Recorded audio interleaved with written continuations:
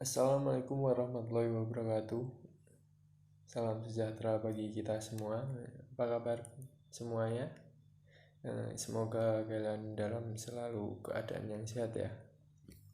Baik, bertemu lagi dengan saya Lutfi Reza Eri Kurniawan dengan NIM K2588036 di mata pelajaran Chassis dan Sistem Pemindah Tenaga. Kali ini kita akan membahas tentang sistem pengereman. Nah, sebelum lanjut ke pembahasan yang lebih lanjut, ya, kita harus mengetahui tujuan pembelajaran pada pembelajaran kali ini ya. Yang pertama, melalui penjelasan peserta didik dapat menggali informasi dan mengetahui fungsi rem. Yang selanjutnya, melalui penjelasan peserta didik dapat menggali informasi dan mengetahui komponen pada sistem rem. Yang selanjutnya, lalu melalui penjelasan dan berdiskusi peserta didik dapat menjelaskan cara kerja pada sistem rem. Lalu apakah sistem pengereman itu? Mungkin adik-adik sudah ada yang tahu, sudah mempunyai motor, pasti ada sistem pengeremannya. Nah, sistem pengereman ini adalah suatu sistem yang bekerja untuk memperlambat ataupun menghentikan kendaraan. Sistem rem yang digunakan pada kendaraan harus memenuhi syarat-syarat. Yang pertama, dapat bekerja dengan baik dan cepat, karena jika tidak cepat nanti kendaraan akan susah dikendalikan ataupun dapat menabrak sesuatu yang ada di depannya. Lalu mempunyai daya tekan yang cukup, dan selanjutnya mudah diperiksa dan disetel. Nah, lalu apa fungsi dari sistem rem tersebut? Nah, fungsi dari sistem rem itu yang pertama untuk memperlambat kecepatan ataupun menghentikan gerakan roda pada kendaraan. Yang selanjutnya mengatur kecepatan selama berkendara. Jadi kita dapat menyesuaikan dengan keadaan ataupun menyesuaikan dengan keinginan kecepatan kita saat berkendara. Yang selanjutnya untuk menahan kendaraan saat berjalan dan berhenti pada jalan yang menurun ataupun menanjak.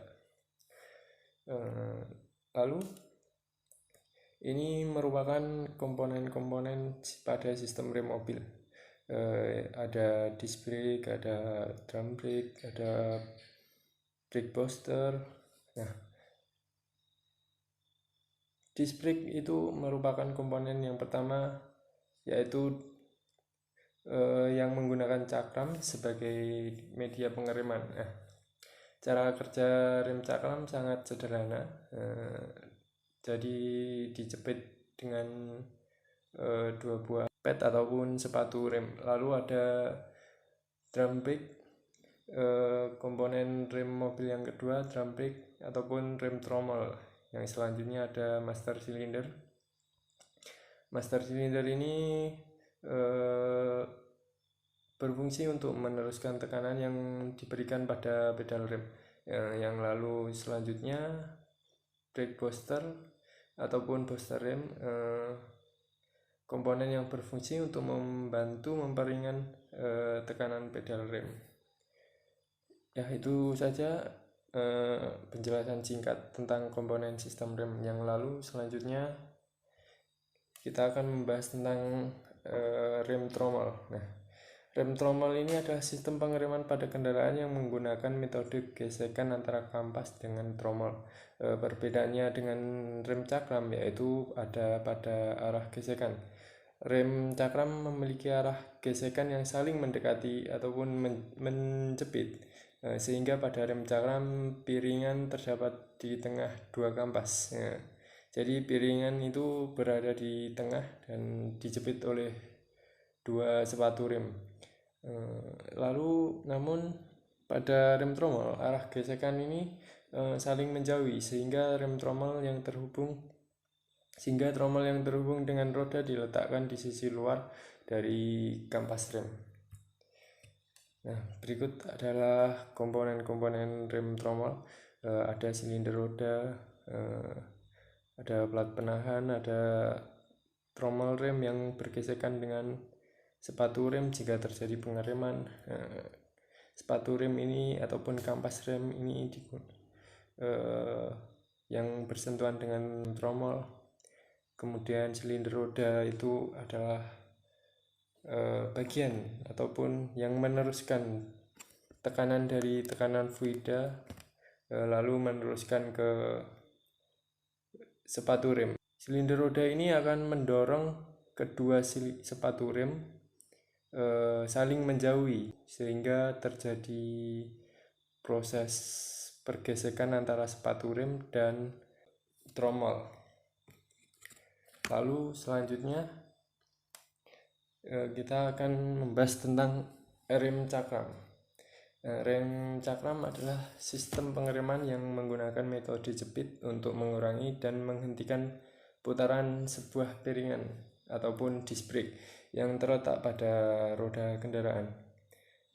Sistem rem cakram ini dinilai lebih simpel ya daripada rem tromol yang tadi kita bahas. Karena lebih responsif dan selain itu luas penampang rem cakram ini kecil ya, namun arah gesek saling menekan membuat sistem pengereman menjadi lebih efektif. Nah, kelebihan dari rem cakram ini daya pengeremannya cukup kuat ya, namun mudah panas dan tapi panasnya mudah cepat hilang. Namun berbeda dengan rem tromol yang tadi, rem tromol tadi lama panas, tapi panasnya juga lama hilangnya, seperti itu. Dan lalu ada komponen-komponen rem cakram. Ya, disc brake. Yang pertama adalah disc brake, ini yang ikut berputar dengan ban ataupun roda, lalu ada brake pad ataupun sepatu rem ataupun kampas rem yang digunakan untuk menjepit piringan. Dan lalu ada kaliper, dan lalu ada piston yang mendorong sepatu rem dan bisa menggerakkan kaliper ataupun menggeser kaliper. Dan lalu ada bleeder screw blading, cara kerja dari sistem rem pada sebuah kendaraan ataupun mobil. Nah, itu ada disc brake dan rem tromol, dan lalu ada pedal rem dan booster rem, ada master rem. Nah, saat pedal diinjak maka tekanan akan menuju booster rem. Booster rem ini berfungsi untuk memperingan tekanan pada pedal rem. Dan lalu tekanan akan diteruskan ke master rem, dan master rem akan meneruskan tekanan dari tekanan mekanik menjadi tekanan hidrolik ke masing-masing dari rem ya, ataupun ke masing-masing roda. Biasanya rem depan itu rem cakram dan rem belakang itu adalah rem tromol. Nah, yang pertama adalah rem cakram terlebih dahulu ya. Nah, ketika fluida sampai ataupun menekan piston akan mendorong kampas rem dan dapat menggeser kaliper sehingga kedua kampas rem dapat menjepit piringan sehingga terjadi proses pengereman. Dan lalu selanjutnya menuju ke drum brake ataupun rem tromol. Saat fluida sampai ke silinder roda dapat mendorong piston keluar dan dapat mendorong sepatu rem, dan sehingga sepatu rem dapat bergesekan dengan tromol rem. Nah, seperti itu. Itulah penjelasan singkat mengenai sistem pengereman pada sebuah kendaraan. meliputi komponen-komponen dan cara kerja dari sebuah sistem pengiriman pada kendaraan. Kesimpulannya, yaitu sebuah pengiriman itu sangat penting bagi kendaraan. Bisa dibayangkan jika tidak ada sistem pengiriman, maka kendaraan akan susah dikendalikan ataupun susah dalam pengoperasian jika tidak ada sistem pengiriman. Maka dari itu kita semua seharusnya sangat memperhatikan sistem pengiriman ataupun selalu mengecek sistem pengiriman kita sebelum menggunakan kendaraan. Sekian penjelasan dari saya. Jika ada kekurangan saya mohon maaf. Semoga ilmu yang saya berikan bermanfaat. Jika ada pertanyaan silakan tulis di kolom komentar. Sampai jumpa di lain waktu. Wassalamualaikum warahmatullahi wabarakatuh.